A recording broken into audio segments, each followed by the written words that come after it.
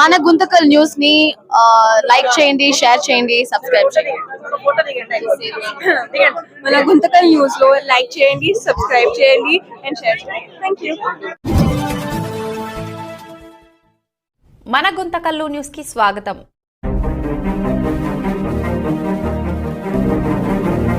రాష్ట్రంలో 3 పార్టీల పాలన, 3 ఇంజన్లు రైల్వే పట్టాలు ఎట్లయితే తప్పుతాయో ఆ విధంగా ఉంది వాళ్ళ పరిపాలన.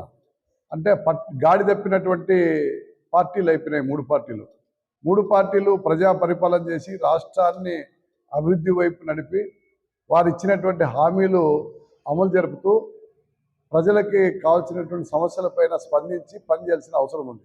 కానీ ఆ విధంగా ఎక్కడా చేయడంలే. ఈ రాష్ట్రంలో పరిపాలన అంతా కూడా మూలన పడింది. రెవెన్యూ డిపార్ట్మెంట్లో ఒక్క పని కూడా కావడంలే. రెవెన్యూ డిపార్ట్మెంట్లో ప్రజలందరూ కూడా ప్రతి సోమవారము గ్రీవెన్స్కి ఎందుకు పోతున్నారంటే ఏ సమస్య పరిష్కారం కావడం లేదు. అర్జీలు ఇచ్చేవరకే కానీ పరిష్కారం కావడం లేదు. కాబట్టి ప్రతి సోమవారము అర్జీలు ఇచ్చేదానికే ప్రజలు పోతూ ఉన్నారు.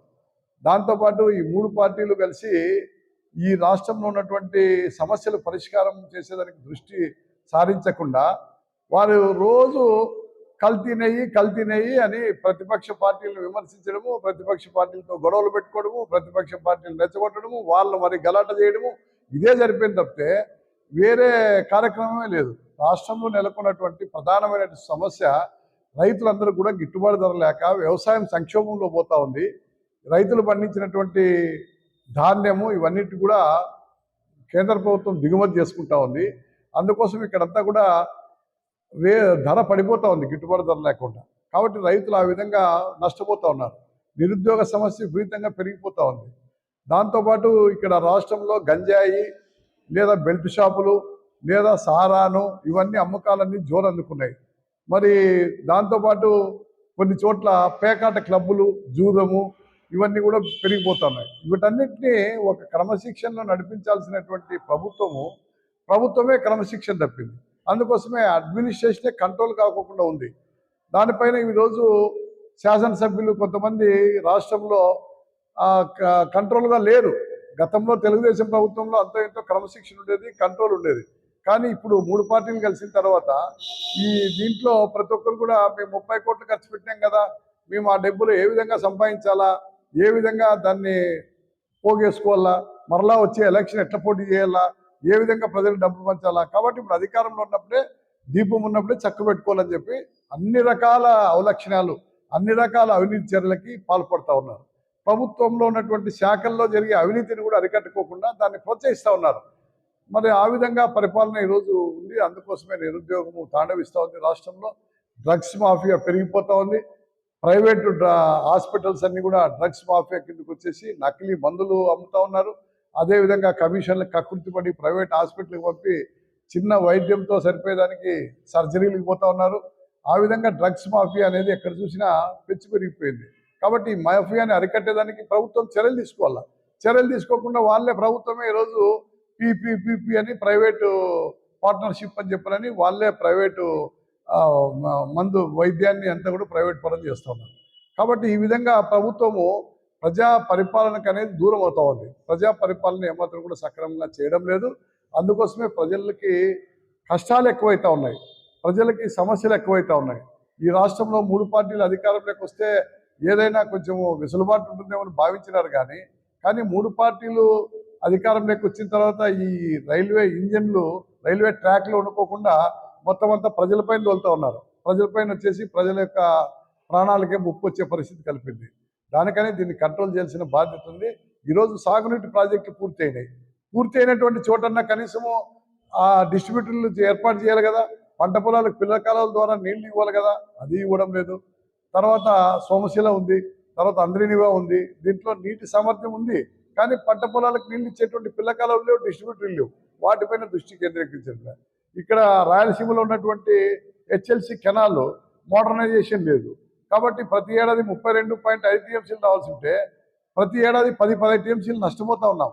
20 టీఎంసీలో 15 టీఎంసీలు వస్తున్నాయి. కాబట్టి ఆ విధంగా రైతాంగం నష్టపోతుంది. దానిపైన కాన్సన్ట్రేషన్ లేదు. మరలా ఇప్పుడు బడ్జెట్ ప్రవేశపెడతారు. బడ్జెట్ ప్రవేశపెట్టినప్పుడు ఏం చెప్తారు, అయ్యా ప్రజలకు మేము ఇస్తున్నాం కదా, పెన్షన్ ఇస్తున్నాం 4,000 దేశంలో ఎక్కడా లేదని. అదేవిధంగా మరలా ఈ యొక్క అమ్మకు ఓడిని ఈ పాత పథకాలని ప్రచారం చేయడమే తప్పితే మరి కొత్తగా ఏమి ప్రజలకు ఇచ్చింది లేదు. పేద ప్రజలందరికీ కూడా ఇంటి స్థలాలు ఇస్తాము, ఆయన గత ప్రభుత్వంలో అంతా కూడా 1.5 సెంటే ఇచ్చినారు, అది సరిపోదు కాబట్టి ఇప్పుడు మేమంతా కూడా 2 సెంట్లు ఇస్తాము, గ్రామాల్లో 3 సెంట్లు ఇస్తాము, ఇల్లు కట్టేదానికి 4 లక్షల రూపాయలు ఇస్తామని ప్రభుత్వం చెప్పింది. ఒక్కటైనా అమలు జరిపినారా? ఎక్కడైనా ఒక్కటైనా ఇచ్చినారా మీరు? ఆ విధంగా 4 లక్షల రూపాయలు ఎక్కడైనా 2 సెంట్లు స్థలం ఇచ్చినారా? లేదు. గ్రామాల్లో 3 సెంట్లు ఇచ్చినారు, ఇవ్వలే. ఊరికే మాటలకే పరిమితమైనారు కానీ, వాగ్దానాలకే పరిమితమైనారు కానీ, ప్రజల్ని మభ్యపెట్టేకే పరిమితమైనారు కానీ దాన్ని అమలు జరిపిన పాపాన్ని పోలే. ఆఖరికి ఇప్పుడు ఇళ్ల స్థలాలు ఒత్తిడి ఎక్కువైపోతే పేద ప్రజలంతా కూడా సొంత ఇల్లు కావాలని అడుగుతూ ఉంటే మరలా ఇప్పుడు జగనన్న లేఅవుట్లన్నీ కూడా క్యాన్సిల్ చేసి అవన్నీ కూడా పడగొట్టి మరలా ఇప్పుడు చంద్రబాబు నాయుడు లేఅవుట్లని ఆ స్థలాలనే గత ప్రభుత్వంలో సేకరించిన స్థలాల్లోనే మరలా ఇప్పుడు కొత్తగా పట్టాలు ఇస్తామంటున్నారు. అంటే గత ప్రభుత్వం ఇచ్చినటువంటి స్థలాల్లో ఇల్లు కట్టించలేదు, ఇల్లు కట్టించుకోకుండా ఏవైతే ఖాళీగా ఉన్నాయో అవన్నీ కూడా రూపుమాపేసి చేస్తామంటారు. ఆ విధంగా పేద ప్రజలకు అన్యాయం చేసేటువంటి నిర్ణయాలు ఈ ప్రభుత్వంలో ఎక్కువ చేస్తూ ఉన్నారు. దానికోసమే దీనిపైన కట్టడి చేయాల్సిన అవసరం ఉంది. పైగా ఇంకా అన్నిటికీ ప్రభుత్వానికి ఏమంటే పెద్ద రాజధాని మనకు కావాలా, అమరావతి రాజధాని అని సిపిఐ పార్టీ కూడా బలపరిచింది, రాష్ట్రంలోని అన్ని రాజకీయ పార్టీలు బలపరిచినాయి. అమరావతి రాజధాని కట్టండి, అక్కడ 54,000 ఎకరాలు ప్రభుత్వం చేతిలో ఉంది. ఇప్పుడు భూమి 54,000 ఎకరాల్లో రాజధాని కడితే సరిపోదా? లేదు, మళ్ళీ రెండోసారి భూ సమీకరణ అంటా ఉన్నారు. అంటే అక్కడ అప్పులు తెచ్చి కేంద్ర ప్రభుత్వం దగ్గర అప్పులు తెచ్చి ఇప్పటికే 60,000 కోట్ల రూపాయలు అమరావతిలో ఒకే చోట ఖర్చు పెట్టాలని చూస్తూ ఉన్నారు. మరలా ఇప్పుడు ఏమంటున్నాడు ముఖ్యమంత్రి గారు, 1,00,000 ఎకరాలు కావాలా, 1,00,000 కోట్లు ఖర్చు పెట్టాలి అమరావతిలో అంటున్నారు. అక్కడ ఉండే జనాభా ఎంత చూసినా కూడా 5 లక్షల జనాభా లేదు అమరావతిలో. విజయవాడలో జనాభా ఉంది, గుంటూరులో జనాభా ఉంది. అక్కడన్నా డబ్బులు ఖర్చు పెట్టడంలే. జనాభా లేని ప్రాంతాల్లో ఆ రకంగా వ్యవసాయ భూములు, 3 పంటలు పండే భూములు రెండోసారి భూ సమీకరణ చేసి రాజధాని నిర్మిస్తాం, 1,00,000 ఎకరాలు కావాలని చెప్పి ప్రభుత్వం చెప్తా ఉంది. ఏమి ప్రపంచంలో ఎక్కడైనా 1,00,000 ఎకరాల్లో రాజధాని ఉందా? కనీసం 50,000 ఎకరాల్లో రాజధాని ఎక్కడైనా ఉందా? లేదు. 5,000 ఎకరాల్లో సెక్రటరియట్ ఉందా? లేదు. 10,000 ఎకరాల్లో రైల్వే స్టేషన్లు ఉన్నాయి, ఎక్కడన్నా ఎయిర్పోర్ట్లు ఉన్నాయా? ఏమి లేవు. ఎక్కడ ప్రపంచ స్థాయిలో ఎక్కడా లేని ఎయిర్పోర్ట్లు, ప్రపంచ స్థాయిలో ఎక్కడా లేని రైల్వే స్టేషన్లు, ప్రపంచ స్థాయిలో ఎక్కడా లేని సెక్రటరియట్, ఎక్కడా లేని హైకోర్టులు మేము నిర్మిస్తామని చెప్తా ఉన్నారు. ఇది ఆచరణకు సాధ్యం కాదని చెప్పాలని ఎంత చెప్పినా కూడా వాళ్ళకి ఇది చెప్పిన ద్వారా ప్రజల్లో మాకు గెయిన్ వస్తుందని చెప్పి అనుకుంటున్నారు. మాకు అర్థం కాలే కానీ రాష్ట్రాన్ని మాత్రం నట్టేట మూస్తూ ఉన్నారు. మీరు రాజధానితో ఒకే చోట డబ్బు ఖర్చు పెడితే ఇంకేమైంది? రాయలసీమలో ఏమి? రాయలసీమలో హైకోర్టు అన్నారు కదా, కర్నూలులో హైకోర్టు అన్నారు కదా, మరి హైకోర్టు ఎందుకు పెట్టలే? రాయలసీమలో అభివృద్ధి చేసేదానికి సాగునీరు ఎందుకు ఇవ్వలే? అదేవిధంగా ఉత్తరాంధ్రలో అభివృద్ధి ఏమి అంటే భోగాపురంలో ఎయిర్పోర్ట్ వస్తే సరిపోతుందా? లేదంటే విశాఖపట్నంలో గూగుల్ సెంటర్ వస్తే సరిపోతుందా?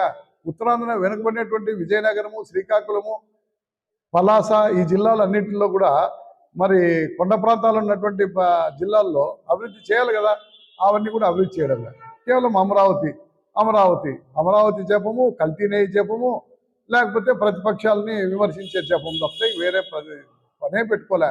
కాబట్టి దీన్ని ఖండిస్తూ ఉన్నాము. ప్రభుత్వం యొక్క దారి మల్చల్లా 5 కోట్ల మంది ప్రజలకి మీరు చెప్పిన వాగ్దానాలను అమలు జరుపుతూ అభివృద్ధి దిశలో రాష్ట్రాన్ని నడిపించాలా. అందుకోసం ఈ ప్రభుత్వం వచ్చి 2 ఏళ్ళైనా రోజు రోజుకి ఎక్కువైపోతూ ఉంది. గతంలో ఎమ్మెల్యేలు ఎప్పుడు కూడా శాసనసభ్యులు ఇంత అధ్వానమైనటువంటి అవినీతికి పాల్పడలే, ఇంత భూ కబ్జాలకు పాల్పడలే, ఇంత బెదిరింపులకు పాల్పడలే, ఎప్పుడు ఇంత అరాచకాలకు పాల్పడలే. వాళ్ళ శాసనసభ్యులు ఒకరికొకరు కలయిక కూడా లేదు. జిల్లా గురించి మాట్లాడే పరిస్థితి లేదు. జిల్లాలో ఉన్నటువంటి అందరూ ఒక దగ్గర కూర్చొని ఈ జిల్లాకి ఏం చేస్తే సరిపోతుందని మాట్లాడే పరిస్థితి రాష్ట్రంలో ఏ జిల్లాలో కూడా లేదు. అంటే ఆ రకమైనటువంటి పరిపాలన కొనసాగుతూ ఉంది. రాష్ట్రంలో పరిపాలన అస్తవ్యస్తమైంది. అందుకోసమే కాకినాడలో మా యొక్క రాష్ట్ర పార్టీ సమావేశం జరుగుతుంది ఈ నెల 16, 17, 18 తారీఖుల్లో. కాబట్టి ప్రభుత్వం పైన ఈ యొక్క సమస్యలపైన కార్యాచరణ రూపొందించి ఆందోళన చేసి ప్రభుత్వం పైన ప్రజా సమస్యల పరిష్కారం కోసం ఒత్తిడి పెంచుతాము. ప్రభుత్వాన్ని సరైనటువంటి గాడిలో పెట్టేదానికి, ప్రభుత్వం సరైన దారిలో నడిచేదానికి, అదేవిధంగా ప్రజాప్రతినిధులు కూడా అక్రమాలకు పాల్పడకుండా ప్రజాప్రతినిధులు కూడా ప్రజా సమస్యల పరిష్కారంలో నిమగ్నం కావాలని చెప్పాలని వాళ్ళని కంట్రోల్ చేసేదానికోసం ప్రజా ఉద్యమాలు తోడ్పడతాయని మేము భావిస్తూ ఉన్నాము.